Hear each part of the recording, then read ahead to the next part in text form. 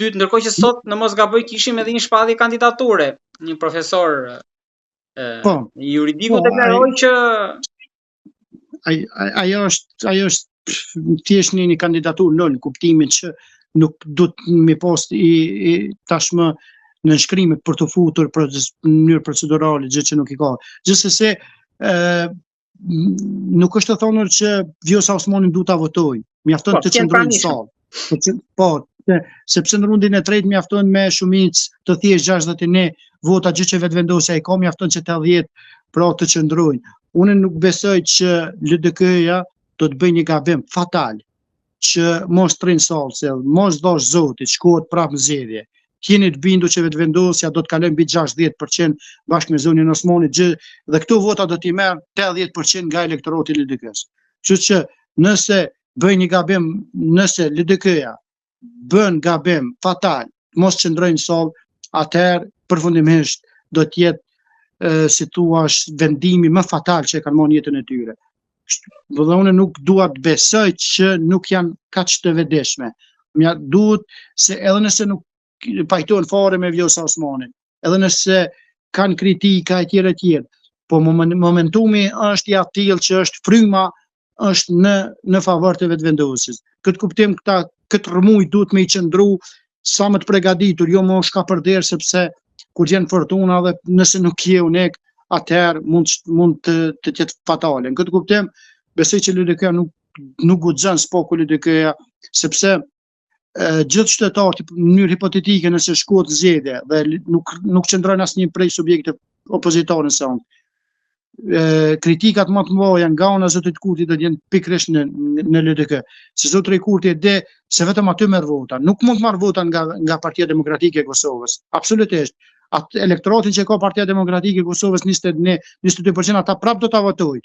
Pra, ndërsa te LDK është më ndjeshme situata. Në këtë kuptim, LDK ka si thua për hir të vetvetes, jo për hir të Vjosa Osmanit, por për hir të vetvetes duhet me qëndru në sallë.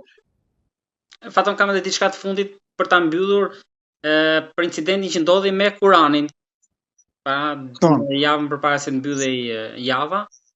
Ka shkaktuar reagime të shumta ka nga ata që e kanë parë edhe si ndoshta një dorë të zgjatur të Serbisë për të prishur bashkëtesën fetare edhe në prag të nisjes së muajit të shenjtë të madhërueshëm të Ramazanit. Ju si keni parë të gjithë të ngjarje? Ka vend për të dyshuar këtu?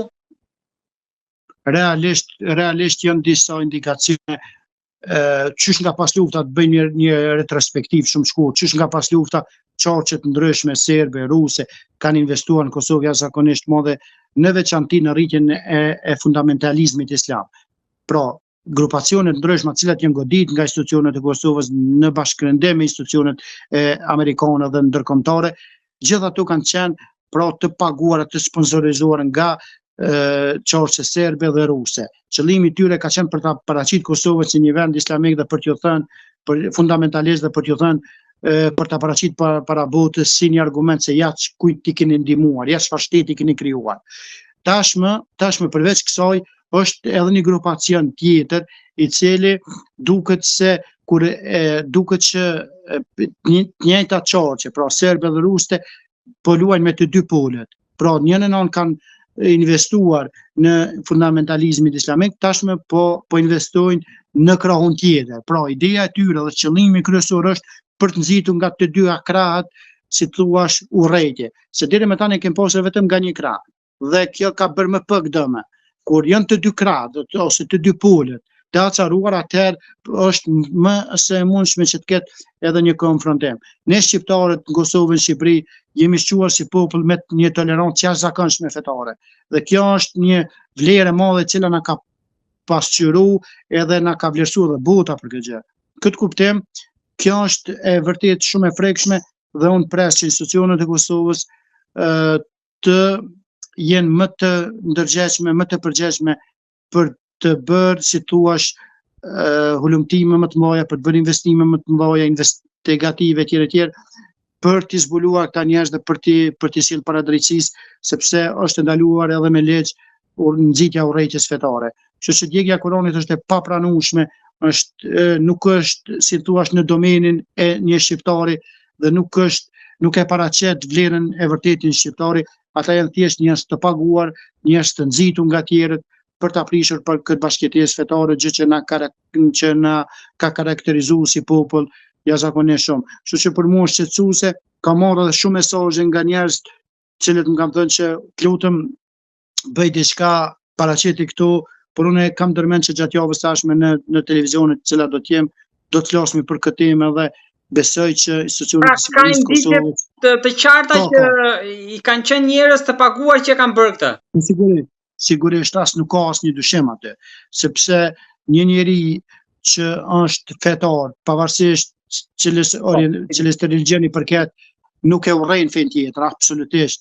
Po këta janë njerëz që nuk janë as katolik, as musliman, këta janë njerëz, po themi ateista në kuptimin e asaj që nuk besojnë tek Zoti, se po të besojnë vërtet tek Perëndia, gjë që është, si thua, vlerë universale, diversiteti, atëherë këta njerëz nuk i mirë, po këta janë njerëz të paguar nga të njëjtat çorçe që kanë investuar për 20 vjet Kosovë në fundamentalizmin islamik.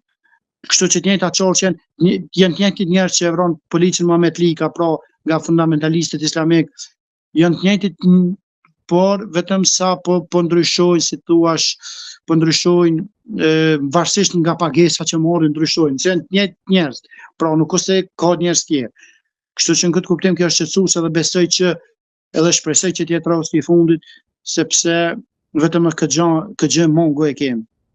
Faton edhe diçka të lutem për rastin e dosjes Epstein që kanë dalë dokumentat e Shtetet e Bashkuara, përmend edhe emri Atifete Jajakës aty.